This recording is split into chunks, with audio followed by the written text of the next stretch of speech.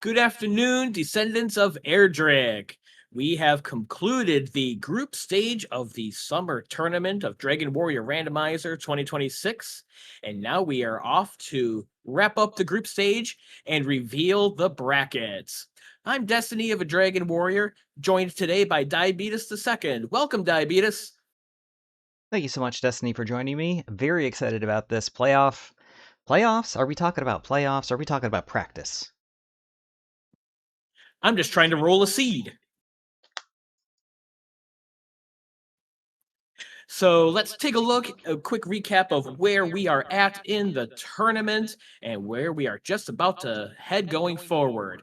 We are far past the registration stage. We had our original seeding asyncs. We had our big Sunday async stream a couple of weeks ago. We have just concluded the round robin group stage of our 8 groups, just concluded with the tiebreaker async race that we saw. So now we have reached the bracket elimination stage. We will have 5 weeks of bracket action for the Dragon Warrior Randomizer tournament.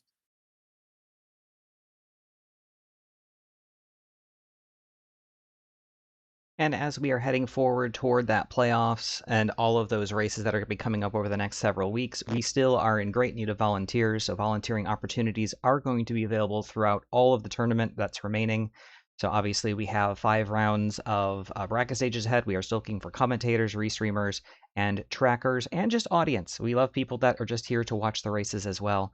If anybody is interested in helping out in any of that, we are surely happy to have you.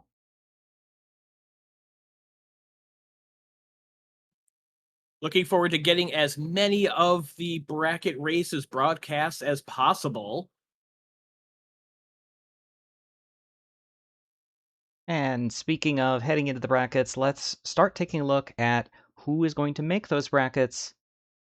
And that is coming here from our results from the group stage.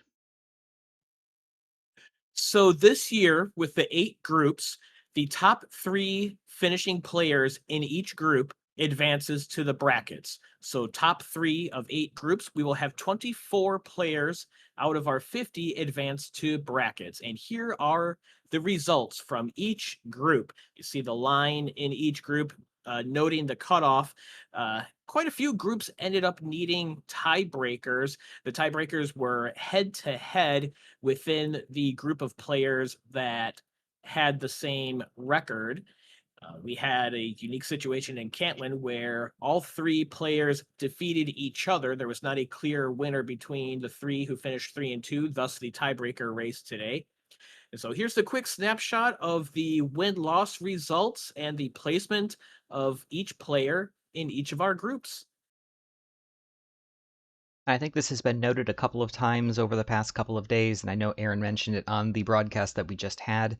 Every single player in the field secured at least 1 win, which has never happened before, so that is an incredible accomplishment. I think it speaks very well to the health of the community and how competitive everybody is. And we will probably notice only one player, it's only possible for there to be 8, but only one player came through their group totally unscathed and won all of their matches.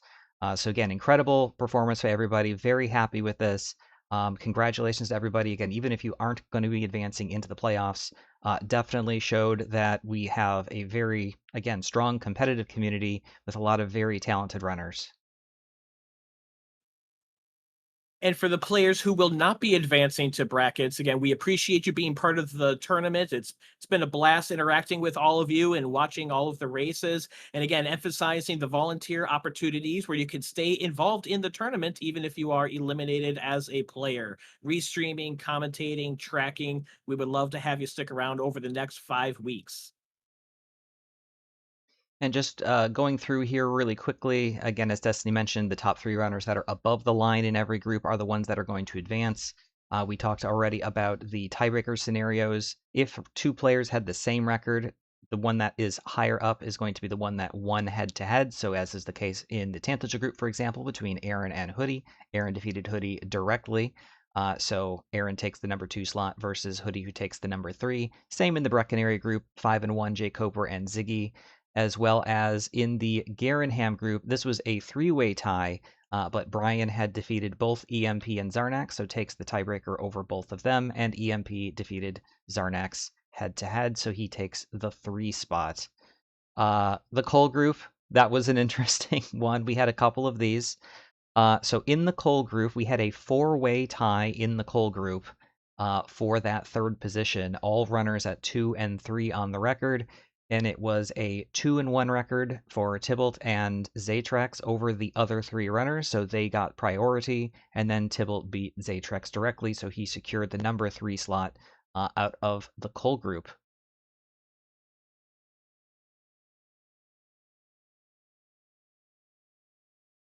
Same as we continue on to the Remolder group, we had Artorias and Slamu tie for the remaining spot. Artorias defeated Slamu head-to-head, so he takes it. In the Hawksness group, Destiny mentioned we had this, very similarly to the Cole group, we had a 4-way tie, same scenario. Judge Joe and Ryguy were 2-1 against the others, and Judge Joe defeated Ryguy head-to-head, so he took the number 1 spot, Ryguy for number 2, and then Silly Dabbit and Beta were 1 and 2 against the other 3, Silly Dabbit defeating Beta head-to-head, so takes the number 3 slot there. Cantlin, this is the one that Destiny mentioned. We had the 3-way tie, circular tie. Each runner was 1 and 1 against the others, so that playoff race determined who qualified. Fellison finished first, so takes the top spot among the tie, so it takes number 2, and Pav will take the number 3 slot. And that is also it, except for Sharlock. Nescard and Darren both tied. Nescard defeated Darren head-to-head, so takes the number 2 seed.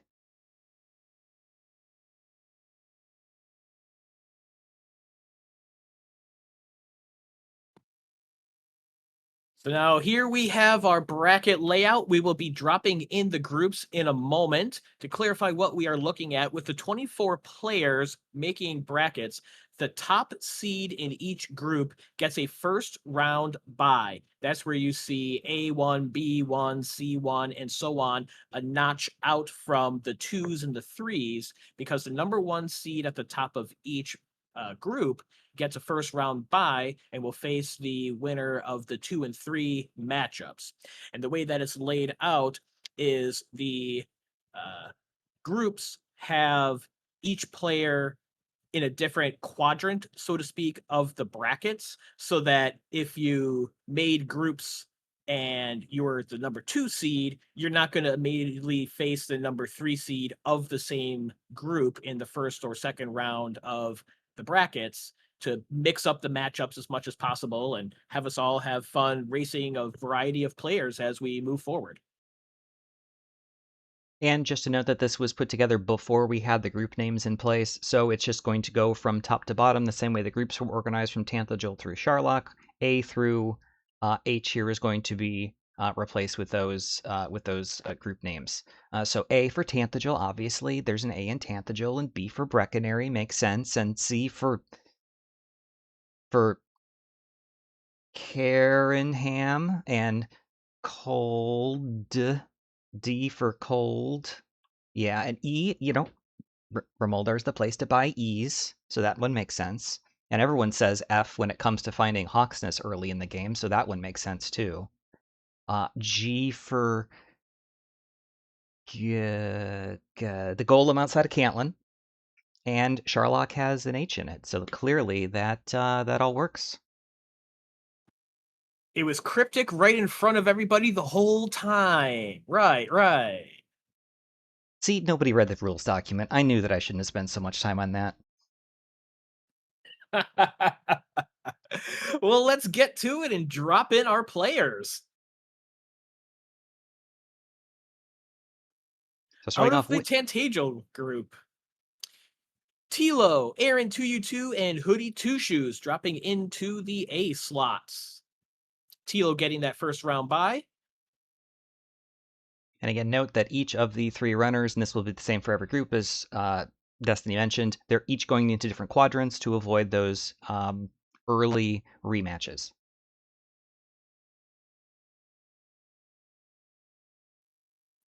And from the Brecconary group, Ziggy, the number 1 seed, J. Coper 2, Dweem, number 3. They also fit into their slots. No matches decided yet. But perhaps once we have the Garanham group come up, with DK taking the number 1 seed, and then Brian and EMP will go into the opening round in their spots respectively. Oh, I see a matchup starting to build. Dwayne versus Brian Williams in the first round. Okay, from the Cole group, Diabetes the second. How you doing, bud? I'm doing pretty well, Cherno, thanks. doing pretty well being the number 1 seed. Cherno and Tybalt, let's drop in the Cole group.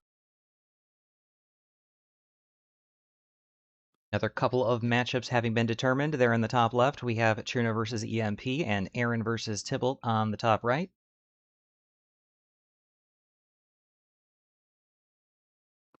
Now in the Remolder group, we have Angel FM with the number 1 seed. Incidentally, also our only sweeper of the group stage went 5-0 in his group, with Smashy and Artorias in the number 2 and number 3 spots. Let's slide them into their positions as well.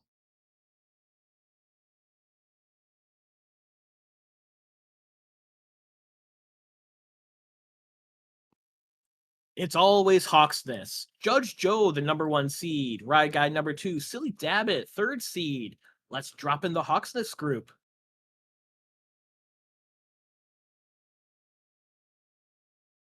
Some more matchups taking place here. So we have Cantlin up next. Destiny of a Dragon Warrior, how you doing? I'm pumped. All right, we have Fellison and Pav as well. Rounding out the Cantlin group, let's put them into their bracket positioning as well.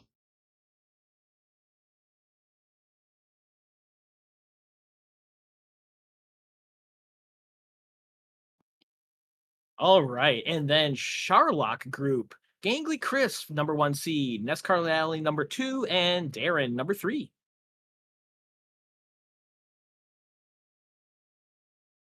Alrighty, everybody has been placed into their groups. Again, this bracket was published in the rules document, so that's where you can find that for the orientation and what the matchups were going to be. This isn't something we decided after the fact, but there are your opening round matchups and then potential second round matchups. Destiny, any of these show up to you or look like interesting matchups or perhaps some interesting pathways leading to an eventual possible champion?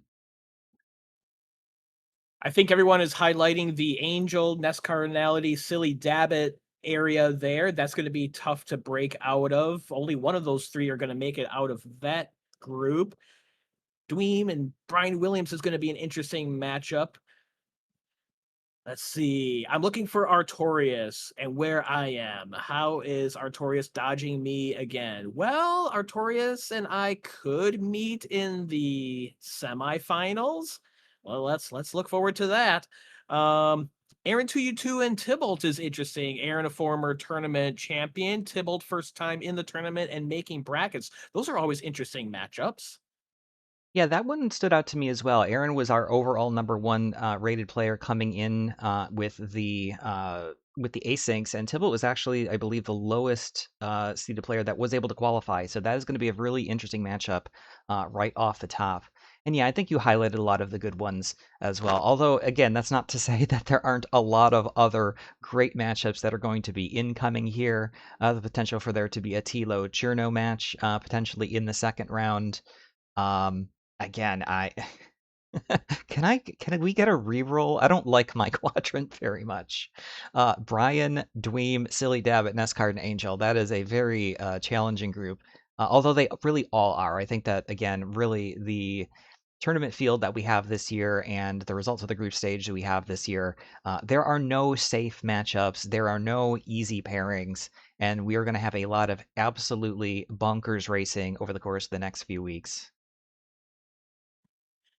Yeah, we see RNG and some luck play roles in the async seeding, as well as a lot of our group matchups. And I'm sure here in brackets, we're going to see a lot of the same, where we just have skilled players throwing themselves at the RNG of the randomizer and the game and seeing what happens. If we were looking for complete straight up skill, we would be organizing a chess tournament, I think. And that's part of the fun here, seeing how you can balance the risk reward against the situation that the seed presents, and being able to be adaptable against different types of seeds and different opponents.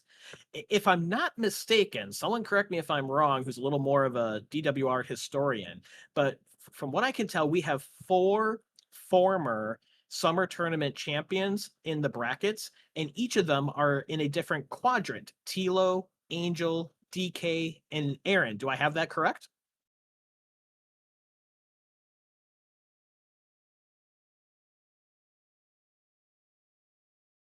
I don't think that Aaron has won the standard tournament. He's certainly a former champion when it comes to the Winter League. So at least in that context, yes, Tilo definitely has. Angel definitely has well as DK, but there, maybe that. See, Aaron was sneaky about this. I think he organized the Tournament of Champions as like a preview and practice for this event right here. Hmm. Or how about this? It's a math equation. 2 winters equals 1 summer. Am I right? I gotta have to check my calendar and maybe my abacus. So the way that the matchups will play is we don't have groups anymore, so you're not going to see for the players here, you're not going to see a group in the DWR Discord. You'll schedule your race via direct message DM in Discord against your opponents. Try to get on that as quickly as possible. This year, we do have a more condensed bracket schedule than we've had in the past. We have 1 week for each round of the brackets, and these are best 2 out of 3 matchups. So there's potentially 3 races to schedule within 1 week with your opponent. So definitely connect with your opponent as soon as you can here. See where your schedules can line up, where you can make things work. Ideally, get 2 races booked here in the week and see if you need a third, depending on the results of that. If you have trouble scheduling a race, reach out to staff and we'll see what we can do to help to get that going, or to schedule an async if necessary, but would really try to get as many live races as possible. But that's dependent on good communication and proactive scheduling. Yes, absolutely. And we will be reaching out to F. Coughlin to get everybody into their positions on the scheduler as well, so we still should have access to that. So the same would apply for volunteers as well. If you're interested in restreaming, tracking, or commentating for any of these races, same link that we had previously should encompass all the races that are going to be upcoming over the next several weeks. So, and again, same for that. Look forward, or be willing to put your name down even a couple of days in advance. It really helps out the scheduling and not have there be issues with trying to scramble and get crews together immediately before races to start. So we would really appreciate all of your help with that. Good luck to everyone. I think, again, this is going to be a really, really fantastic summer tournament bracket showdown. Lots of fantastic matchups already, lots of fantastic matchups potentially upcoming, and just a lot of great racing throughout the rest of August and into September.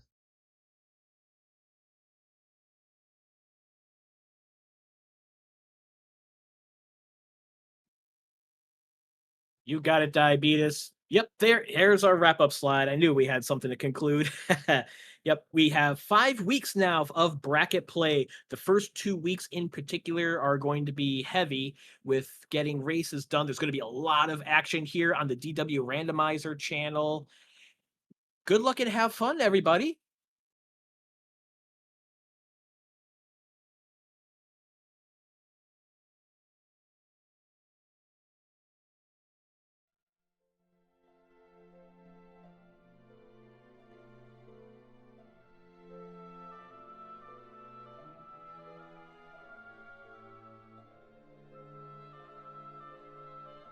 No, I think we've just about covered everything at this point. Again, thanks everybody for joining us this afternoon. It was a bit short notice, or a bit impromptu. Thanks again to Destiny for joining me as well. As a pleasure as always.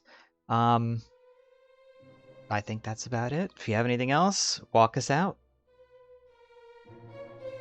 That's a wrap. Let's get our races scheduled and get destroyed by that Dragon Lord. For Diabetes the Second, I'm Destiny of a Dragon Warrior. Good luck and have fun to the bracket participants. Thank you, everyone who has been part of the tournament up to this point, players, viewers, and volunteers alike. Enjoy the rest of your weekend.